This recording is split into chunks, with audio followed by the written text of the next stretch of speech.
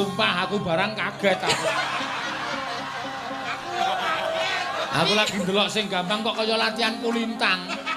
Dong dong teng teng dong dong dong dong dong dong teng dong dong blang blang. Edian. Piye nek kaget piye rasane? Ora piye-piye. Masa ta? Biasa aku nek kaget. Ora dak dikduk ngono. Rak ngopo. Aku lino kaget kok aku. Sosok kulino beda karo bayanganku. Loh, maksudnya piye?